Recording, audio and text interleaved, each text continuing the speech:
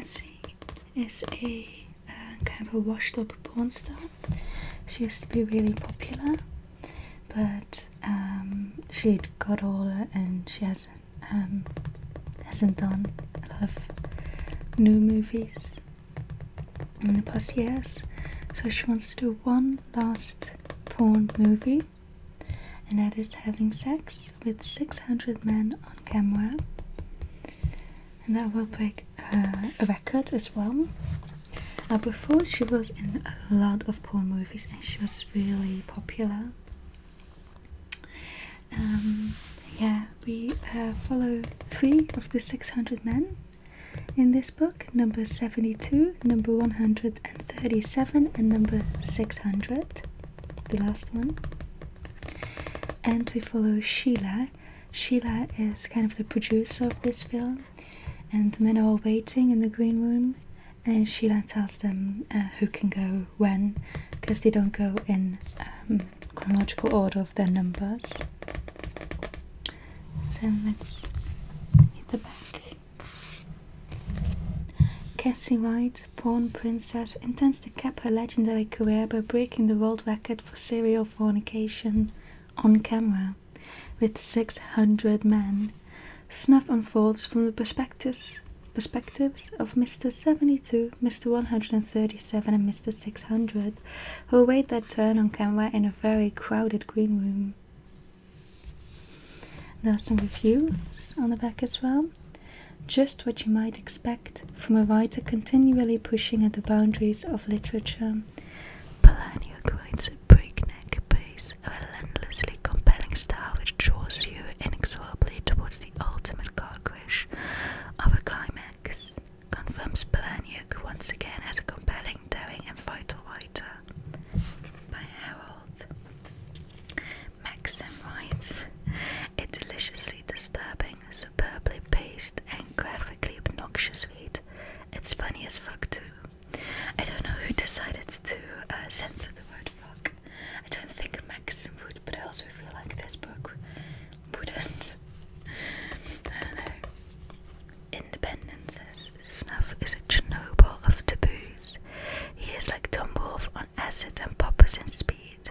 Think of it as the bonfire of the inanities. Once you have come down, you will be glad you snorted this particular snuff. And by Arena, you'll bite your pillow laughing. And it's true. If I would have to class this book in a particular genre, I would say comedy. Though the title would imply something different. But yeah, let's get into it. So Cassie is going to break the world record for serial fornication by having sex with 600 men. Number 72 is a young man. He brings roses for Cassie. He is very nervous. And it turns out that he thinks that he is Cassie Wright's biological son. And I'll talk about that a bit later. And he basically wants to save Cassie from this life. Number 137, his name is Dan Benyon, and Dan Benyon has been on TV in a series, not porn related, just regular TV, but his career kind of died out and he wants to restart his career by being in this porn movie, because this is going to be legendary. This is a world record with the once very famous Cassie Wright. And then we have number 600. Number 600's name is Branch Bacardi. And Branch Bacardi is a very accomplished porn actor. He has been in a lot of movies with Cassie. And actually in Cassie's first porn movie, World War One. Can't really say the word whore like a prostitute. Can't pronounce the R, and I don't know what to do with the H, but you get me drift. You get what I mean. So what I really like about this book is that it gets straight into the action. Like, there's no establishing characters. We don't visit number 137 at his home, or see him act in that TV series before he goes here. We don't visit Cassie or Sheila or any of the others. We're straight in the green room. And we learn about the characters and their backgrounds. but the story is already interesting around that, and that's a problem that I had with 2 books by Jack Ketchum. Like, it's a horror, and I want to be scared if I read a horror, and the actual horror part is at the end of the book, and before it's just all setting the scene, getting to know the characters, and I don't really like that in books like, you know, comedies or horrors. I want to be scared, or I want to laugh from the beginning, and this book did an amazing job at making me laugh a lot. But as it said, it's also heartbreaking, and I'll go into that. It's not just a funny book. Where was I always have my notes here. Sometimes I get a bit lost. Let's just get into some of the examples of where it is really funny. So the first is at page 22, and it's Sheila being funny. So Sheila is the kind of the director, like the producer. I think more of the producer, because she isn't really at the shooting. She's more like taking the guys and telling them where to go.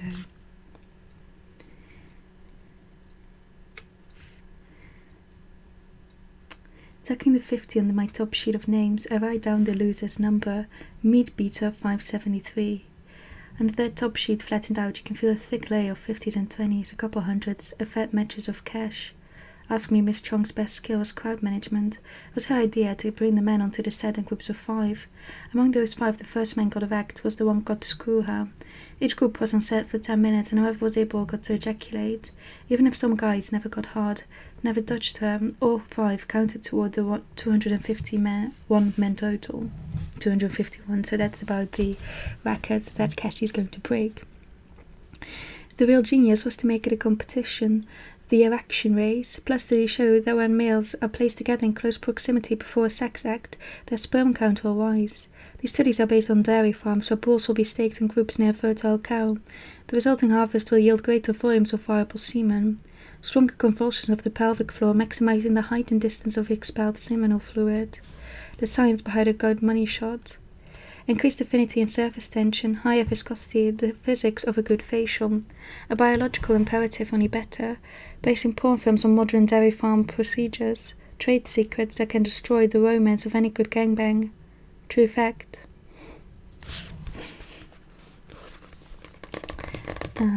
This story also has some fucked up parts, obviously, but not that much to do with sex. So we follow Kid 72, and Kid 72 thinks that Cassie is his biological mother. Kid 72 is adopted, and it is well known that Cassie Wright had a son who was conceived during her first porn movie. And one day, 72 says, he was beating off to a movie that featured Cassie in it, and his adopted mother came in and told him, "Stop that, she is your biological mother." What he doesn't tell, I think he told this to Branch Bacardi, what he doesn't say is that he wasn't just watching a movie. He got a blow-up doll of Cassie, and he was having sex with it when his mother came in. Another kind of fucked up part of this is Sheila. Sheila is helping Cassie a lot, and she seems so kind of distant from it all, or like either that or she has done this countless times before, because she is constantly dragging guys along. She says, her hands are and these gloves are starting to sweat. She has 10 on her from all the guys tanning themselves. Apparently that's a thing. But what I really appreciate, or think is really cool, is that Chuck Palahniuk managed to fill a whole book, make it really interesting, which is about a porn movie and not feature any sex. The only sex until like the last few pages that we get described are basically some old movies of Cassie's, and he does it in a few sentences wherever it's necessary. And Kid 72 having sex with the blow-up doll. So, but it's still really interesting, and I am funny, and I really like that. Let's see if I can find another one. Yes, Brent Bacardi, he has a locket with a pill in it, and that's all we know. Another really funny thing is Dan Benyon. Now, it is implied that he is gay, though we never really know for certain, I think, because he denies it himself, but he probably is. So he needs to get hard to have sex with Cassie. So he keeps taking these Viagras, and eventually takes so many that he starts going blind and deaf. I think, in the end he lives, and I think he sent for an ambulance. Somebody did, but yeah, he has to get ready. And it doesn't sound funny, but it's the way Chuck Palahniuk writes it. Like, he's constantly popping these pills.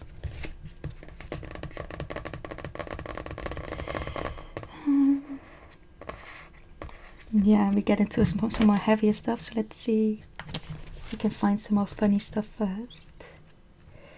26.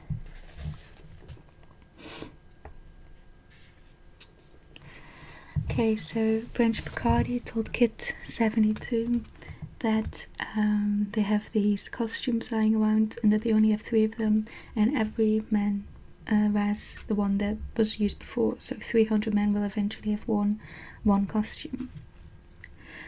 No shit, I told Kid 72 a lie about the uniforms, how they were shooting us out of order since they only rented the 3 Gestapo get-ups. The kids watching the movie should go playing overhead. For the movie, we were talking on Golden Blonde. His eyes glimmer with twin reflections of Cassie Wright, same as 2 tiny video monitors. His jaw hung wide open. The kid don't give a rat's ass what I got to say. Tell the kid don't expect she's going to look that good. Kid 72's eyes lie brown, same as mine used to look. The girl up there sucking the clit of Brutal's Absolute. That girl used to say how she was going to rule the industry someday. That sweet young Cassie Wright. The way she told her she could lick anybody in the world. But looking around this room here, the motley collection of dicks they kettle called today, I'd say how her career turned out the other way around.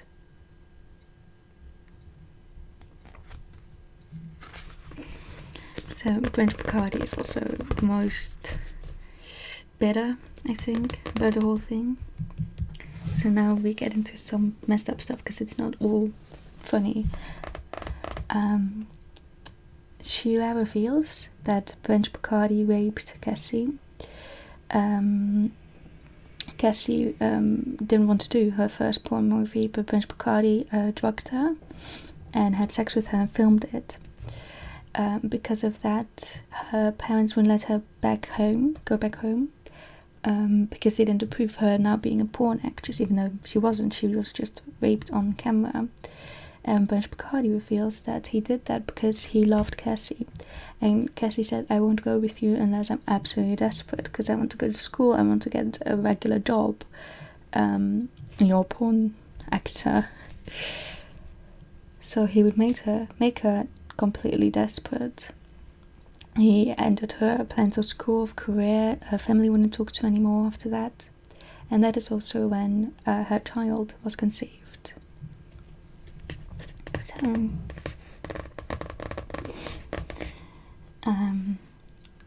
number 137 reveals that he was molested by his father. So there's a lot going on. It's not just a comedy. I don't really know what I would connect to that, but yeah, it's funny and disturbing.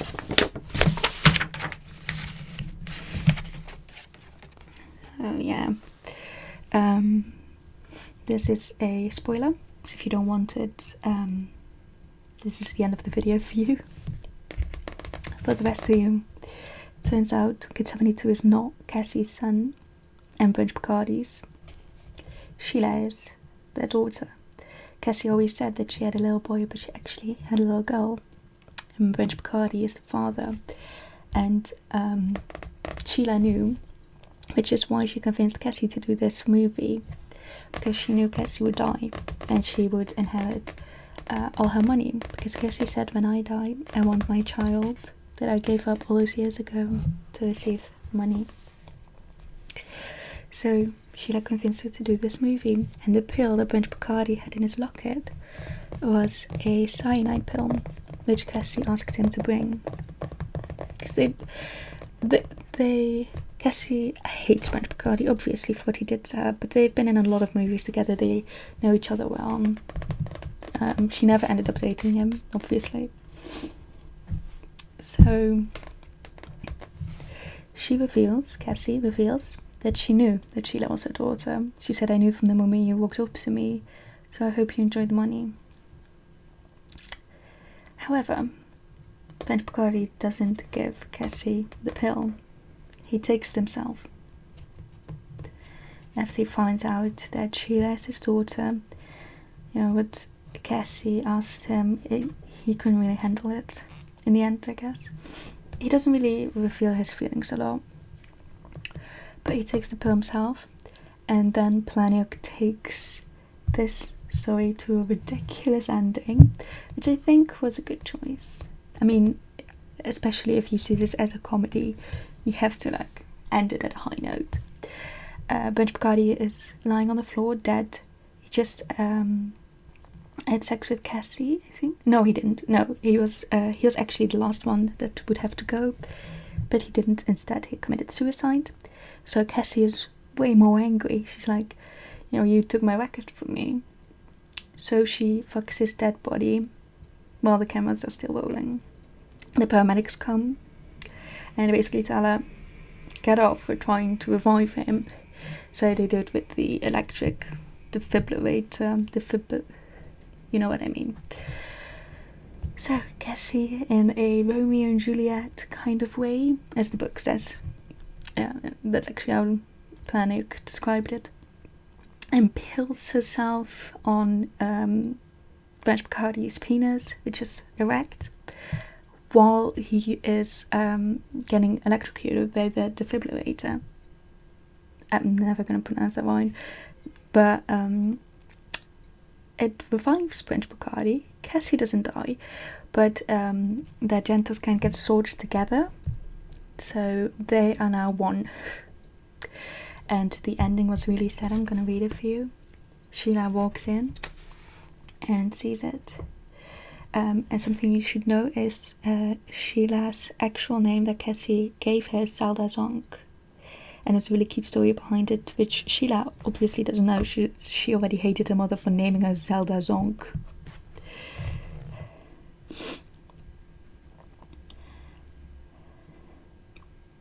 "Forget that," says the other paramedic, Puller.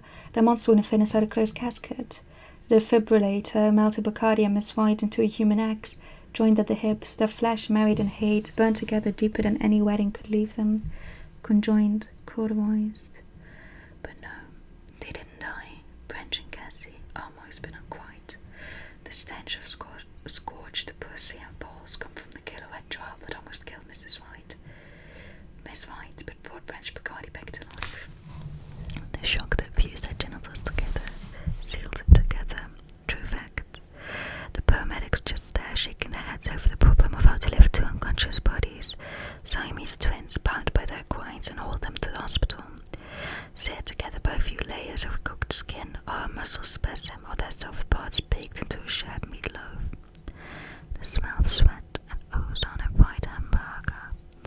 It's then I say it. Brent Bacardi and Cassie Wright are my father and mother, are my parents. I'm their child. True fact.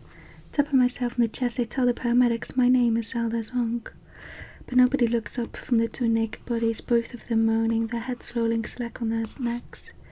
Their eyes stay closed, steam spiraling up from their fused flesh, their new branding iron nipples and heart. With my fingers straight and held tight together, I raise one hand, the way you would for the Pledge of Allegiance in school. How do you do that? Like this? I'm not American. Like this? For any promise to be sworn in court, and I give a little wave for the paramedics to look. With my other hand I tap my chest, tapping where my own heart's supposed to be. For an instant everything feels so important. Almost real. And I say it, my secret name, raising my hand just a tiny bit higher so someone might finally look and see me. And that's how it ends. and that made me really sad because it's true. This whole thing should have been about Sheila, but I didn't get to know her at all. I don't know anything about her history. I got to know Cassie and Punch Bacardi and even Dan Banyan and Kid 72. But yeah, that was Snuff. It's a really funny book. It's a heartbreaking book. It's I don't really know how to class it, but it was a really fun read. So if you want to, I hope you'll check it out. Even though I just completely spoiled it. But that was my review of Palahniuk's Snuff, and I will see you in the next one. Bye!